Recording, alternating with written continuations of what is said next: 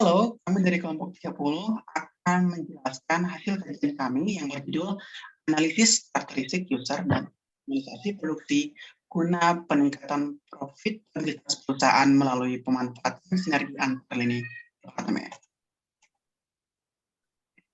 Di sini ada hal daftar isi yang kami akan jelaskan poin-poinnya, di mana latar belakangnya itu adalah Delup adalah situs pakaian dengan menjual pakaian melalui platform digital seperti halnya website. Delup memiliki beberapa distribution center sebagai tempat packing dan dikirimnya pesanan pakaian. Dari tahun 2019 hingga tahun 2022, Delup sudah melakukan kampanye digital serta mengadakan event yang dijadikan sebagai strategi digital marketingnya. Ini timbul masalah dengan adanya beberapa kategori produk yang tidak laku terjual, serta adanya user atau customer yang membatalkan pembelian dan penukaran barang pada situs e-commerce Delup dengan persentase 34,81% yang melihat suatu barang atau produk dan hanya 7,46% yang melakukan pembelian. Di samping itu, ada juga 5,17% yang melakukan pembatalan. Di mana selain itu, user juga mengalami penurunan dari tahun 2020 sampai tahun 2022.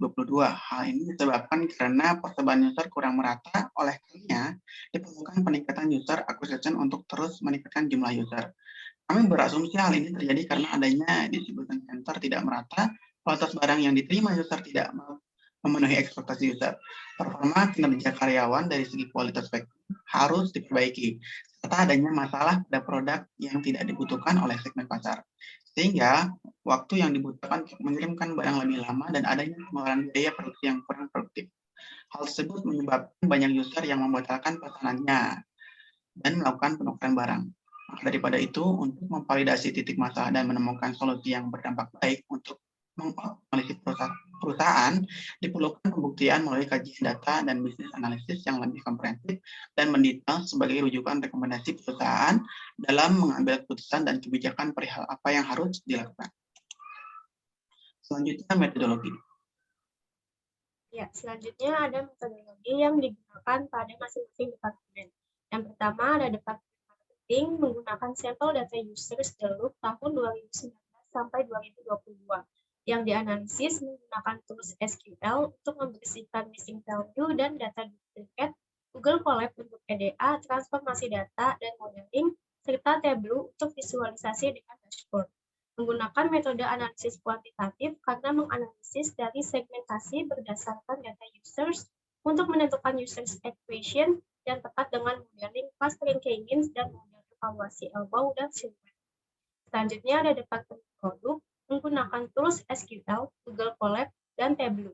Metode yang digunakan adalah uji correlation, modeling clustering, k-mean, descriptive statistik, dan data visualization, serta akan dilakukan tahap analisa karakteristik data yang tujuannya untuk mengetahui tingkat akurasi data serta tingkat relevansi kesinambungan data dengan tujuan analisis di produk development.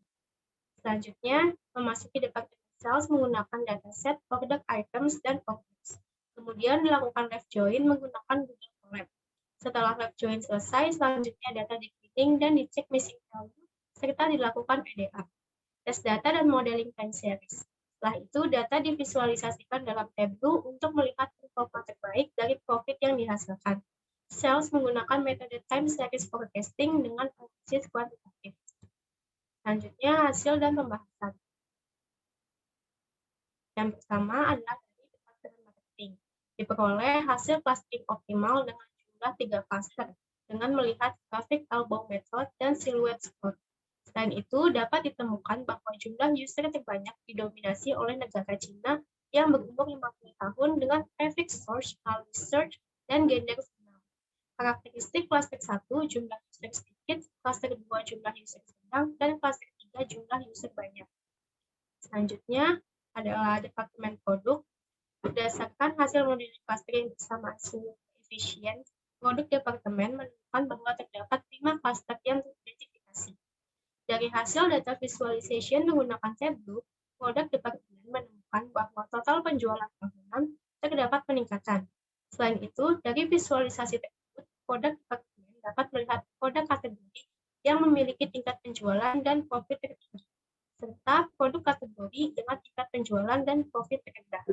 Produk departemen juga menemukan produk kategori yang memiliki tingkat pengembalian produk tertinggi dan rasio pengembalian yang tinggi.